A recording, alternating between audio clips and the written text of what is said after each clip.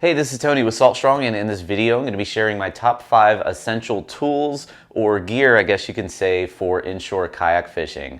Now, I know everybody has their own personal preferences as to what they feel is essential to bring on a kayak fishing trip, but I just wanted to share my top 5 things, and this isn't really going to go over safety equipment. I have a separate video on that you can check out at the link down below in this blog post, and if you are watching this on YouTube, be sure to go over to our actual site and see the actual blog post for this video, because there's a written out description and also links that you can check out for the products I mentioned, and also, other videos that are related to this topic. So number one, when you're out fishing on a kayak or a paddle board or any type of small paddle type of vessel, what you're going to realize is that you are at the mercy of the elements, especially wind and current. So you're gonna need something that you can use to stop yourself effectively.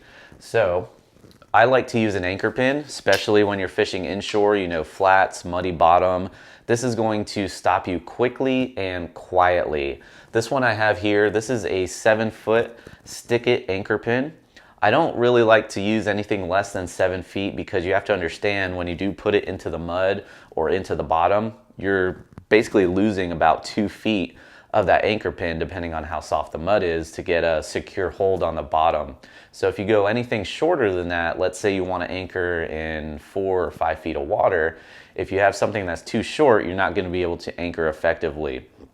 So if you don't go with an anchor pin, at least have some sort of way of anchoring yourself. If it's a claw anchor or a Bruce anchor, any type of weight, you can use a dumbbell, tie it to a rope, and drop it overboard to secure you if it is windy and if there is strong current. And also with the anchor pin, I have about 5 feet of rope attached to the anchor pin, and it's attached with a loop, so that rope can go up and down this anchor pin freely.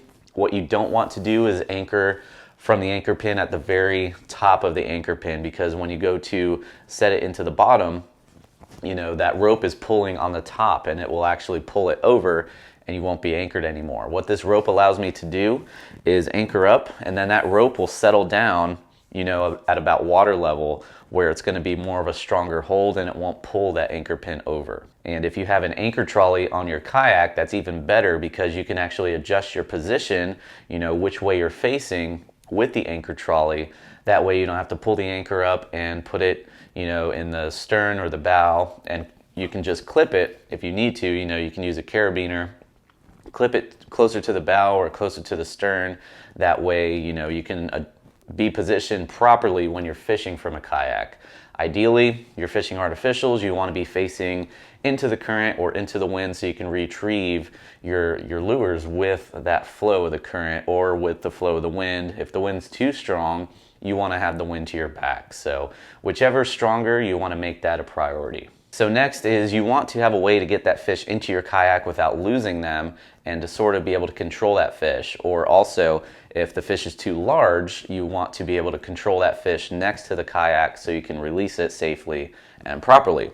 So first up is a net. A net is going to be a very essential item on a kayak or a paddleboard, just so you can get those fish in to the kayak. And when you do get them into the kayak, you can keep them controlled in the net, or you can keep them right next to you in the water in the net, let them calm down, and then bring them aboard onto the kayak.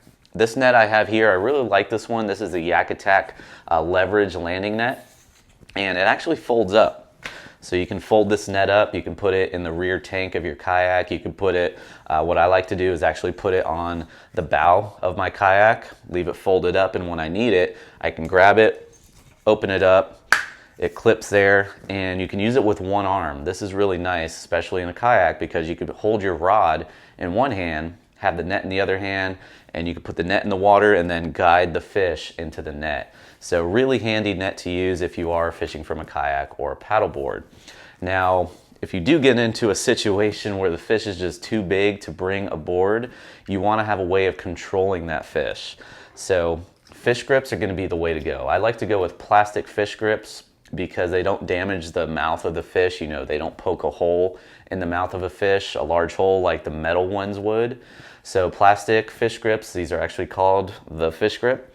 Just grab them by the mouth when you get them close enough to the kayak. Secure them. Make sure you have the little lanyard around your wrist so that you don't let the fish get away with your fish grips. Hold them with the fish grips. And you can also tie them off to the kayak with the fish grips if you need to with that lanyard, and get the fish unhooked and release them safely. So now on to the fourth essential item is going to be a rod holder that you can keep up in front of you to put your rod in. One thing you don't want to do is lay your rod down on the kayak. Usually it'll either fall into the water or it'll make a lot of noise when you set it down, and you don't want to spook fish. And you want a quick way to go from paddling or pedaling to being able to grab your rod and make a cast at a good spot that you may find when you're out there on the water, or if you happen to see a fish, you can quickly grab your rod and use it. So rod holder, definitely a must. I like to use the Scotty rod holders. They're not that expensive. This one goes for about 20 bucks. This is the Rodmaster 2, I believe it is. And you can mount it on a track on your kayak. So always good to have a rod holder right in front of you. And in addition to the rod holder, if you do stand up and paddle and fish from your kayak, I fish pretty much 99% of the time when I am fishing from my kayak. I'm standing up and I'm paddling, looking for good areas, looking for fish, and I want to be able to set my paddle down quickly and quietly and grab my rod as quick as possible. Because if you don't have a way to secure your paddle, you're usually going to have to set it down on the hull of the kayak, which can make a lot of noise. The paddle can fall into the water, and it's just not efficient. So if you have some sort of device you can use on your belt, this is actually a homemade contraption, and we will have a link down below this video. Actually shows how I made this. It's just thin PVC pipe and a little screw that holds it on there, some cutting, and then you put it onto a belt. But you basically put this on your belt.